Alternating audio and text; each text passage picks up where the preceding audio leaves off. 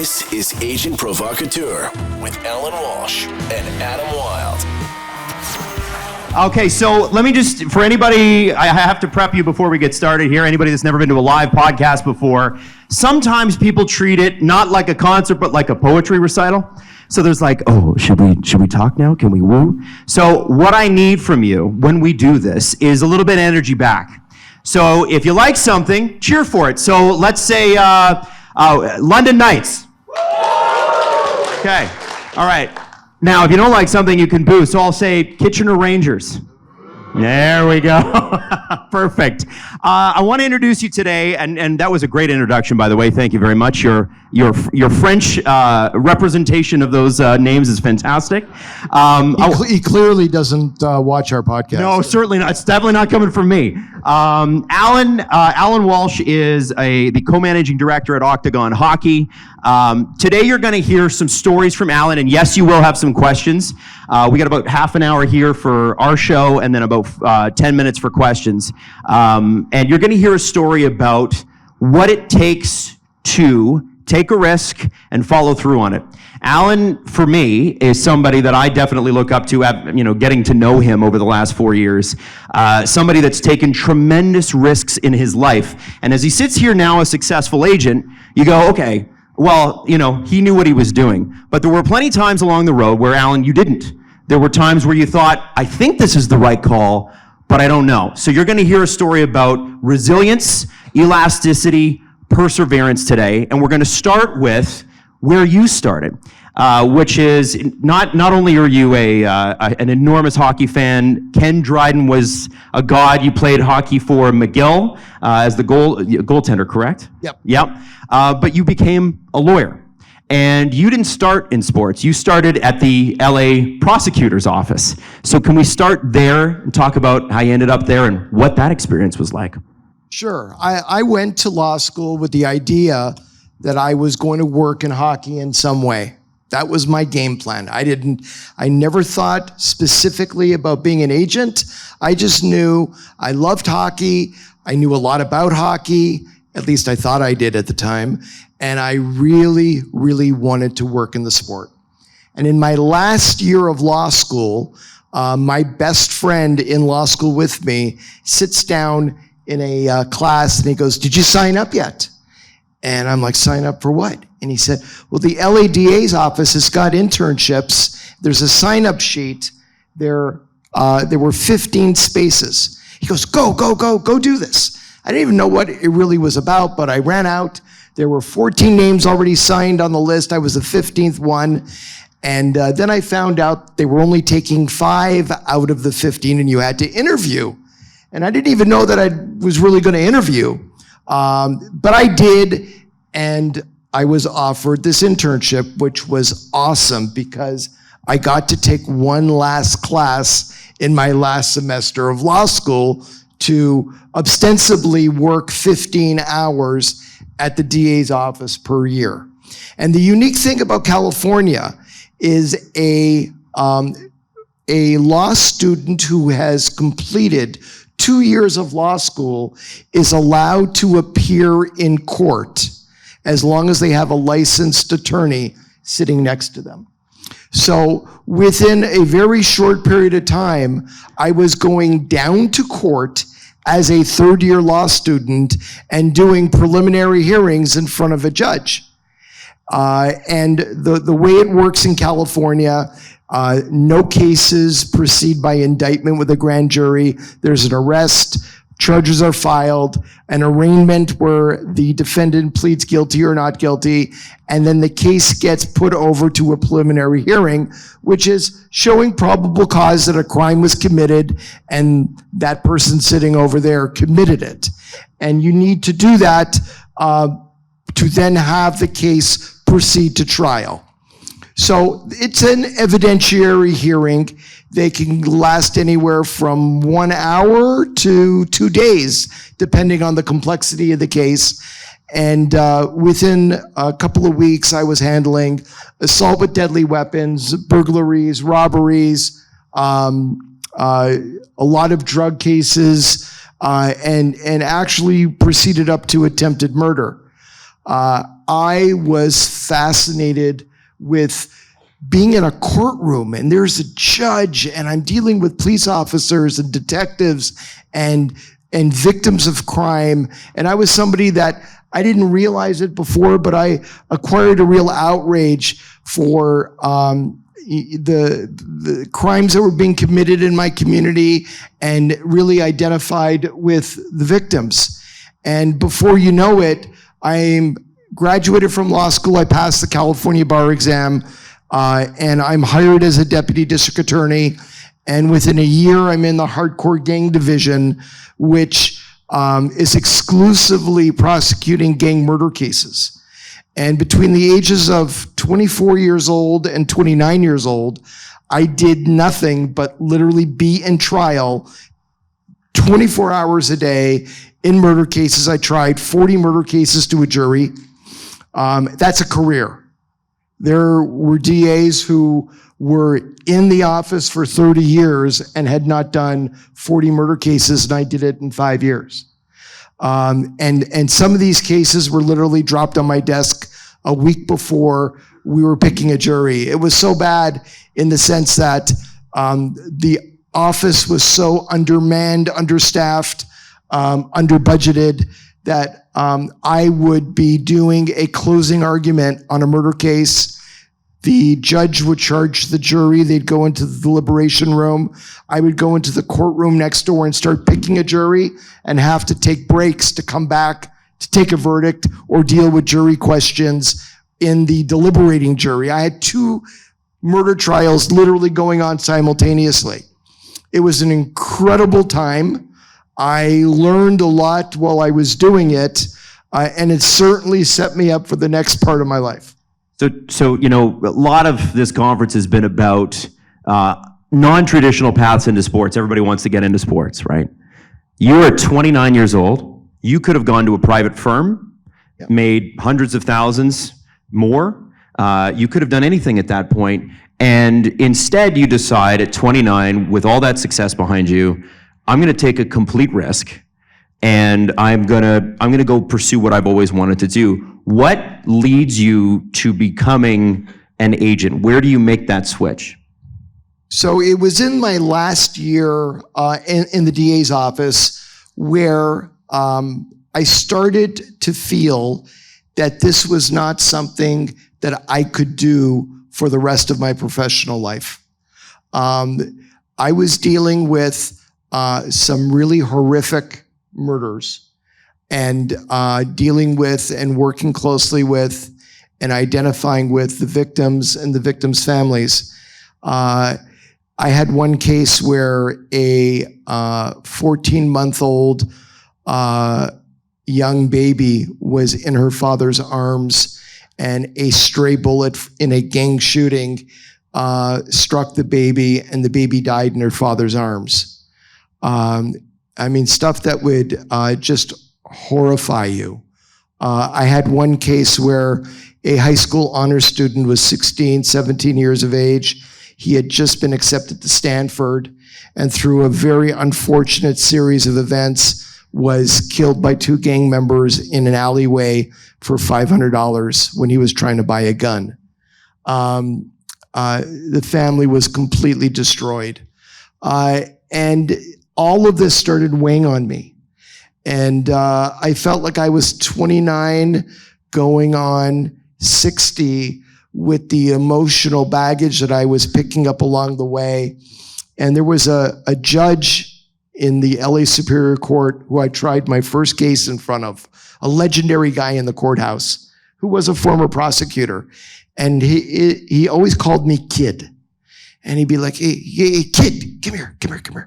And I'd always go sidebar, and we would talk back and forth, stories. And he loved to, banter, hey, kid, come here. And I'd go up, and he'd be like, hey, kid, you got to slow down. A trial lawyer only has so many trials in him. And once you've hit your limit, you hit your limit. And I just felt like I hit my limit. And so you made a phone call. There was something that caught your eye, if I remember the story right. Cold calling, by the way, it's a lost art. You should still try it. That's how this show exists. I cold called Allan. We can save that for later. But Allan, you were a Sports Illustrated reader. Am I correct on this? And you made a phone call to somebody who had made the front of Sports Illustrated. Am I setting this story up correctly? Because you wanted to have a look at, or you wanted to ask them, how do you become a sports agent? If I'm going to make this shift, if I'm going to pursue something that is completely out of what I've done for the foundation of my career, should probably start at the top. So it was actually the LA Times. Okay. Magazine, which is an insert, the LA Times. And Sunday morning, always used to love to sit, nobody here could probably relate to it, but big thick newspaper, which doesn't exist anymore, and go through like a Sunday LA Times or New York Times and spend 3-4 hours, reading it cover to cover. LA Times every Sunday had a huge magazine insert, and it had a photo of the biggest baseball agent at the time. His name was Dennis Gilbert. And he had a bunch of money in one hand spread out like a deck of cards. And the other hand was holding a baseball bat.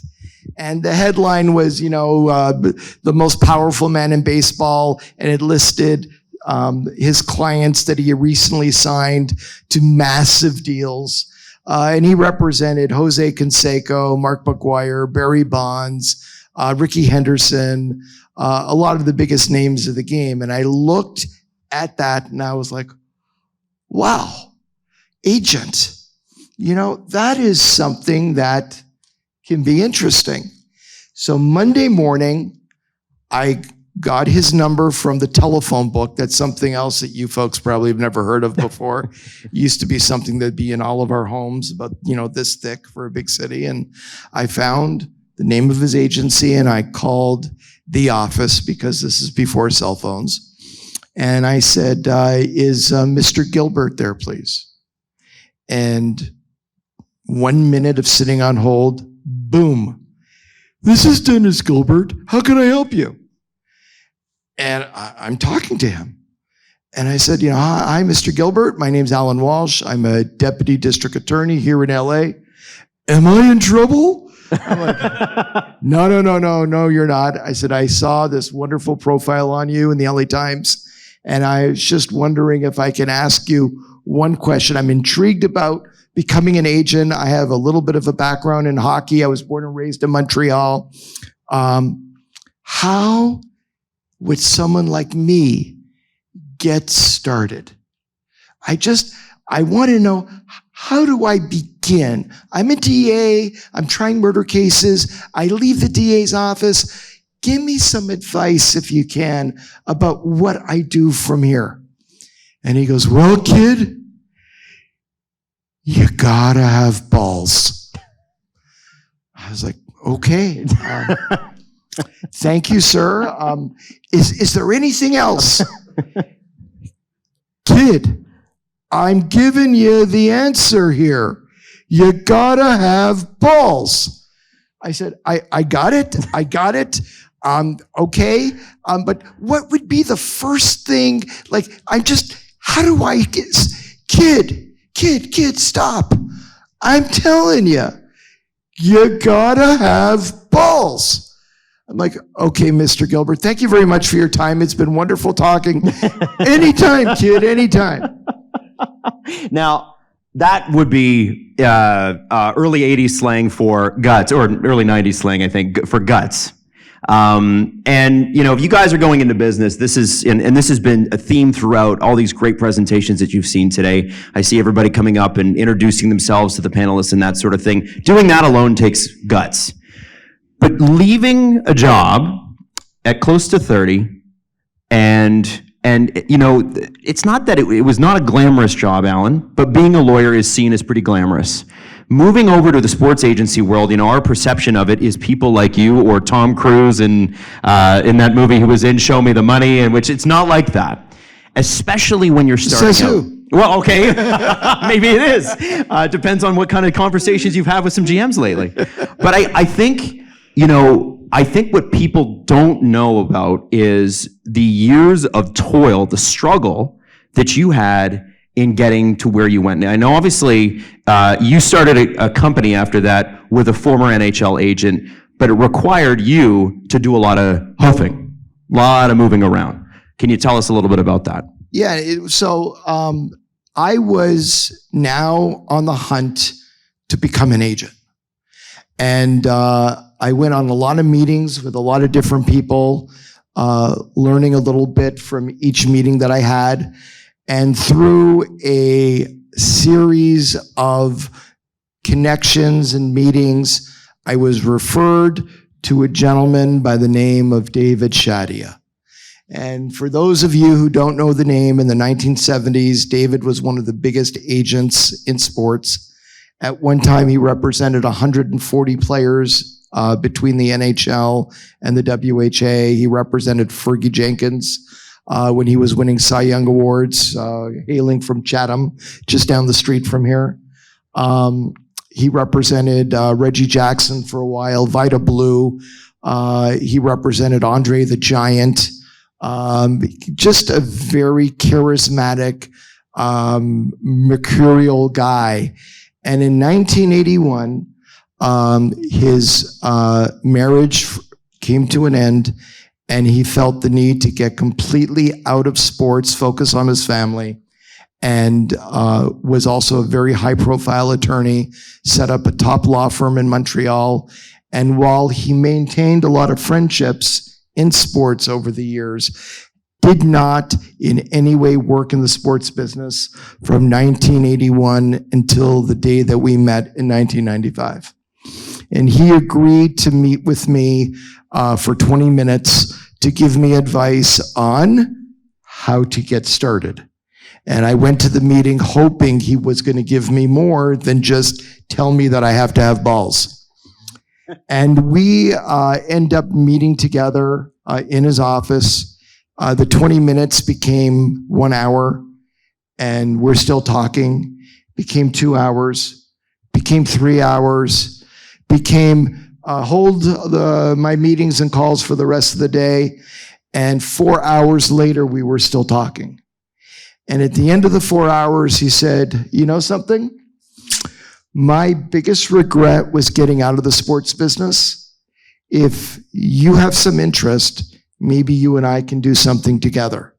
And he said, "I'm not traveling. I've been to Moose Jaw. I've been to Medicine Hat.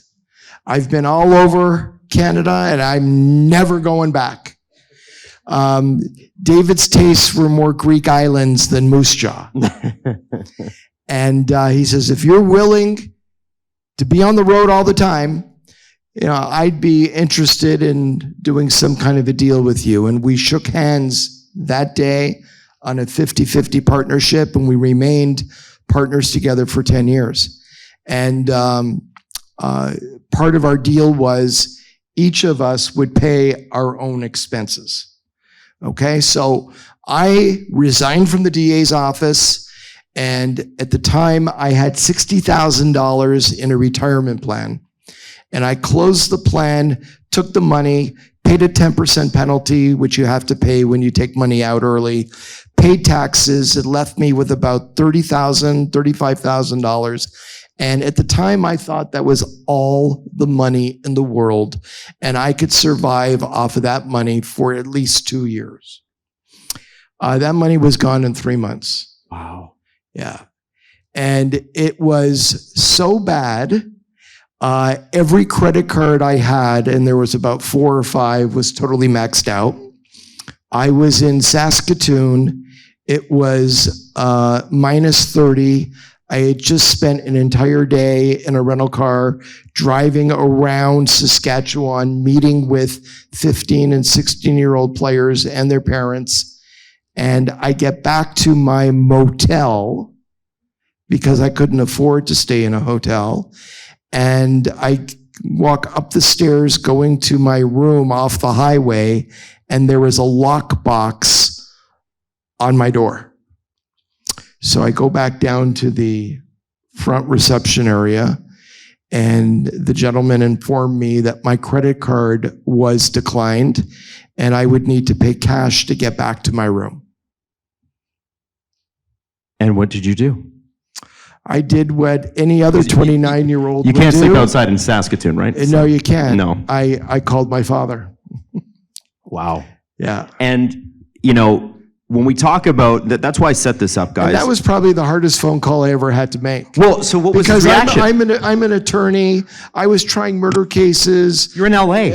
And here I am in Saskatoon calling my father saying I can't afford to pay the $49 for the motel room right now. And your father's either retired or close to retirement at this point, has worked his whole life, and you're hitting him up for money. And thought I was absolutely out of my mind. So what's the inflection point for you? Because obviously, you know, we can't get into all of it today, but where did it start to happen? Was it, you know, and where did you know, because that's a moment, that's a give up moment. That's a moment, guys, where you go, okay, hands up, I'll go back to law. I can make a really good living. It was a nice dream. I tried it. I'm going home. Okay. So what I saw in those years, 1995, 96, 97, and what I was hearing from people working with teams, junior teams, NHL teams, there were new agents like me coming on the scene all the time. And they would last 2, 3, 4, 5 months and disappear, never to be heard from again. And I can sit here right now after, this is my 30th year in the agent business. I've negotiated $1.7 billion worth of NHL contracts in my life. And I am no smarter than anybody else. I'm no smarter than anybody here sitting in this room. I was determined, no matter what, not to fail. And the depths of what I was willing, you know, all my friends were 30 years old, on partnership track at law firms. They were buying homes in LA. They were getting married and settling down and having kids. And here I am, you know, driving 16 hours through Saskatchewan onto Alberta. And then we started recruiting in Europe. And that's a whole other story that we may get into. We are. Where all of a sudden I'm sitting in Moscow and I'm going around to people's homes in Moscow and all over Czech Republic and Slovakia. And again, you're signing 16-year-olds with no idea whether they're going to be successful or not. And maybe 20, 25% of the players you sign back then get an NHL contract, and then maybe only half of those players ever play a game in the NHL. But I was determined that no matter what it took, I'm no smarter than anybody else, but nobody was going to work harder than me at making this business work. And I literally bled. I literally worked 24 hours a day like a man possessed, like a person possessed for years. And I can tell you that starting from scratch, you don't turn the corner for, 7 to 8 years. And you have to be willing to invest and live hand to mouth if you don't have anybody supporting this endeavor, 7 to 8 years before you turn the corner.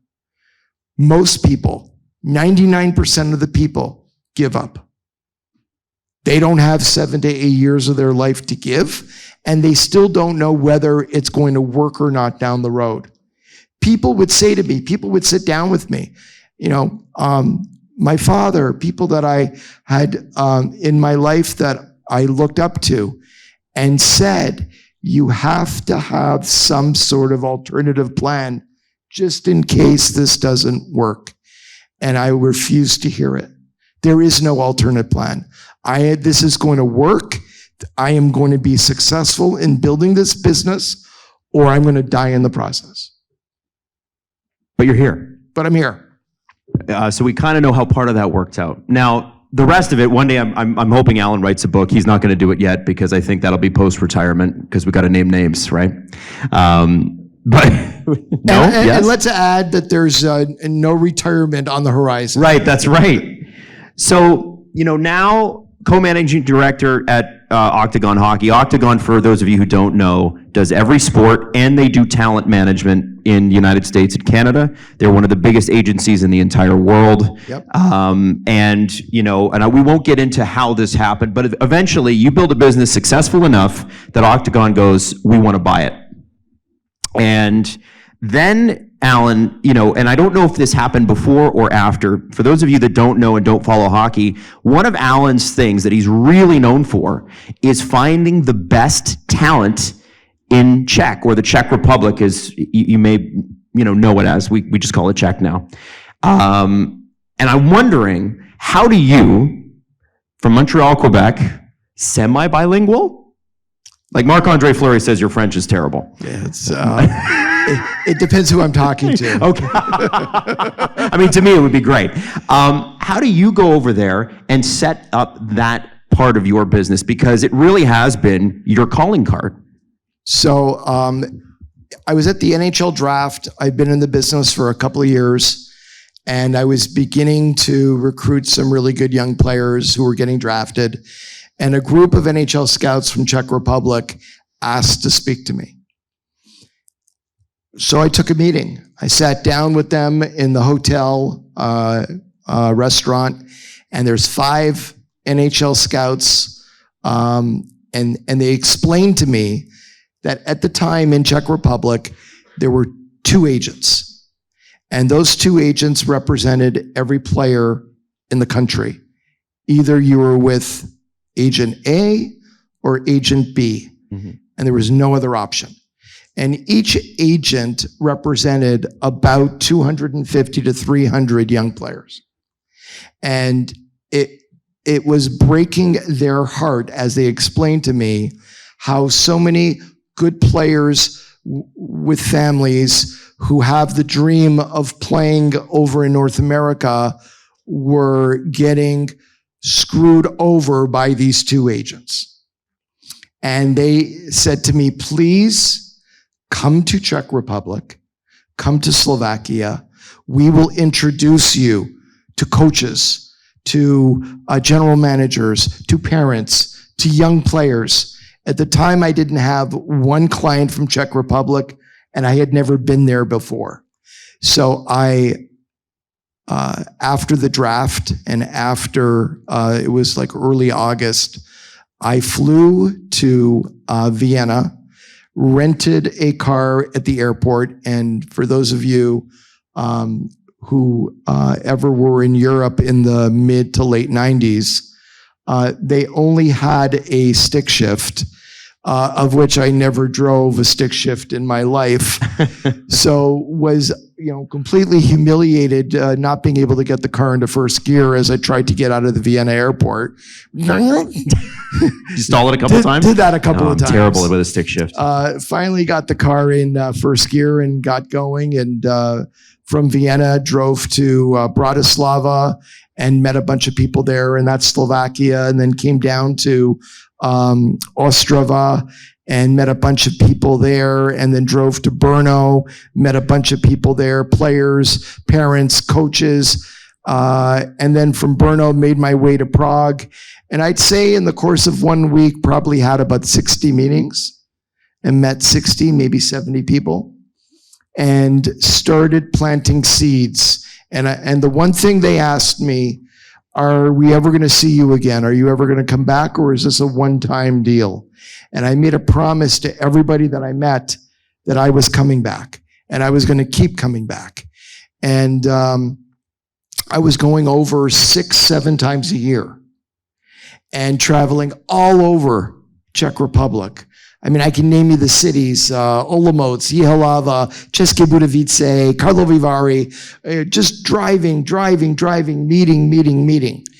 And I met someone who I really liked, and he was a former NHL scout living in that part of the world, and we started working together. And one day he calls me and he says, Allan, I am so sorry, but I can't work with you anymore. And it came out of the blue. And I said, what are you talking about? We're doing great. This is, I love working with you. Why? Well, one of these two agents had called him and told him that if I ever come back to Czech Republic again, they're going to have me killed. And he was terrified, not for him, he was terrified for me. And he said, you are such a good guy and I love you so much. I can't be the person responsible. I can't work with you anymore. Don't ever come back here. These are dangerous people. They're serious people. You better not come back. Well, you don't say that to me. So a week later, I flew to Prague and made a point of getting info on where this other agent was going, what rinks he was going to, and made a point of going in and, being an idiot, while I was there. And later on in that year, I'm in Fusen, Germany, which is up in the mountains, at the under 18 World Junior Championships. Big tournament. Canada had a team there, US, Czech, Slovakia, Russia, and it was the big game between Czech Republic and Slovakia. There's probably 150 NHL scouts in the building from North America. All the chief amateur scouts from every NHL team. There were a bunch of NHL general managers who had flown over and were at these games. Probably 30, 40 assistant GMs. And at the time I had met my wife, we weren't married yet, and she had come over with me. And we're sitting on the aisle after the first period. And this agent who had threatened me through the gentleman working with me is coming down the aisle. And when he got to where I was sitting, I was actually turning and speaking with my wife. He sucker punched me.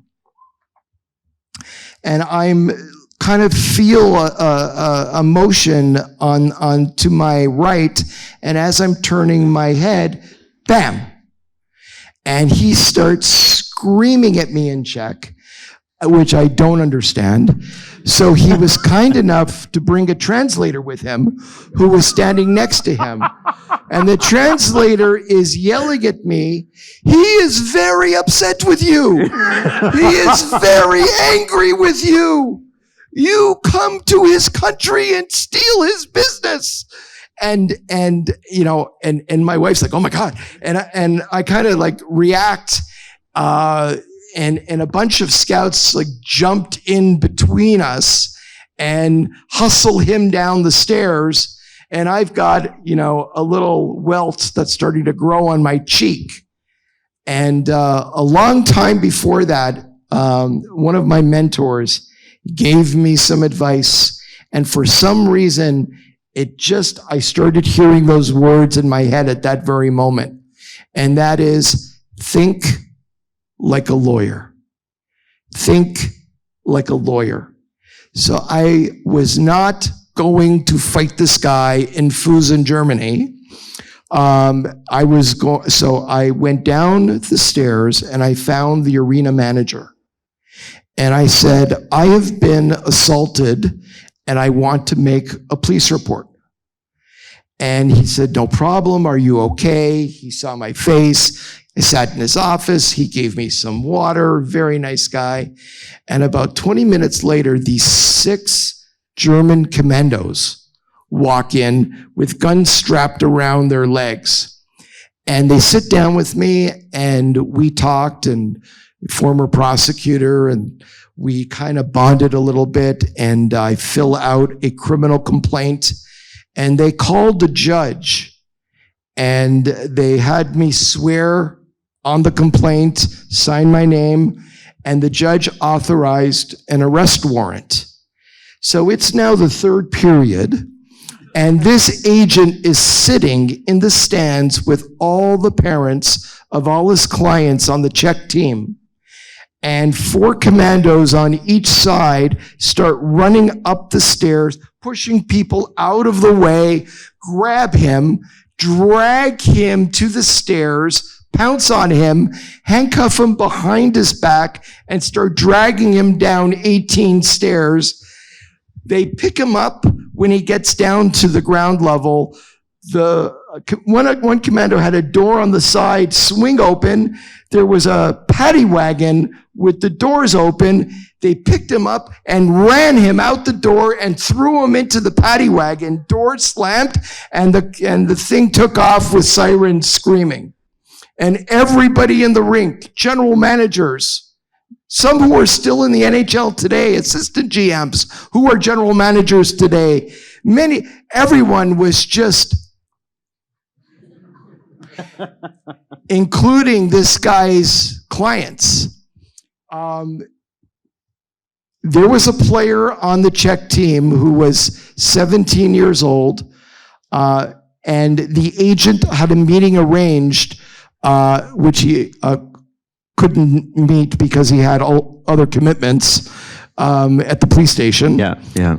Different date. With a young player by the name of Martin Havlat. And Martin Havlat's parents, after this scene, said, "We have no interest in meeting with that guy. Horrible what he did. Horrible. Martin Havlat ultimately became a client of mine and was a client of mine for his entire NHL career and is still to this day one of my closest friends. Ended up being a first-round pick of the Ottawa Senators and had a fantastic NHL career, Olympics and World Cups and so forth. And that was sort of the turning point in Czech Republic, which led to signing clients like Patrick Eliash, who Patrick had 4 or 5 agents before me, and then we were together and are still together for the last 14 years of his career. Thomas Vokun, Radek Dvorak, Milan Michalik, Zbigniew Michalik, his brother, Roman Polak. I mean, player after player after player from Czech Republic. There was all of these veteran guys, and then over in Slovakia, Miroslav Shatan was one of the most respected Slovak players for many, many years, and he had no agent. He did all his own deals. And then his time at Buffalo was coming to an end, and he was about to become a free agent. And Miro and I talked, and he made the decision to sign with me the day before July 1. July 1, I signed him to a 3-year deal with the New York Islanders. And then a lot of Slovak players were interested in talking to me as well. So that's really how things started to take off in Czech Republic and Slovakia. It started with a sucker punch. So I know we're towards the end here. Do we have time for questions, or do we have to? It's fine if we don't. I just want to know if I need to wrap the podcast or not. You tell me. Yeah, we got time for one question. Time for one question. Is that it? If you have a question, I'm going to let you pick because I don't want to be the bad guy. This is a hard one. He doesn't want to be the bad guy either. You're right there at the front. Okay. Green sweater. Allan. I'm going to repeat the question into the microphone too, so we have it for the recording. Go ahead. Let me just repeat that quickly. So for anybody that didn't hear that, the basic level of the question is, Allan, you have very much involved yourself in not only the NHL level CTE research, which the NHL continues to deny is linked to hockey, but also through the junior levels. You know a lot about it. You're very hooked in with Chris Nowinski, who works in Boston. Let you explain that. Do junior levels need to do more to protect kids and their heads? That's a great question. I think there needs to be a rule change that will impact behavior on the ice, and everything needs to center around making a hit to the head, whether it's an intentional blow or an accidental blow. If there's a hit to the head, it's a penalty. And the severity of the penalty is commensurate with the severity of the blow. And people say, oh my God, if you do that, you're changing the fabric of the game. Do people not know that in the 1920s, there was no such thing as a forward pass in the NHL? You know, the NHL has radically changed their rules over time. A goalie used to get a penalty for going down on to his knees. Goalie couldn't drop down to his knees. You know, tell that to Marc-Andre Fleury. Yeah, no kidding. Right? So I think if they instituted a rule like that, player behavior, maybe not instantaneously, players will change the way they play. And the beauty of the game is its speed and its skill. And if you have less blows to the head, you're going to have players now being, the game itself, the exemplifying of the game is going to be based on speed and skill, which will make the game ultimately more exciting. Ladies and gentlemen, that concludes it today. Thank you for being here. Allan Walsh, thank you very much.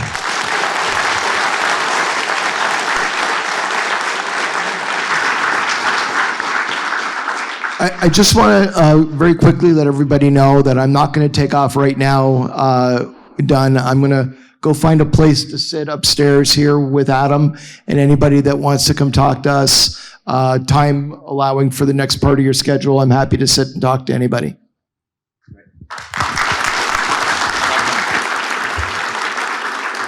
Thank you, Adam and Allan and Jesse as well, for letting us join in a live podcast recording of Agent Provocateur.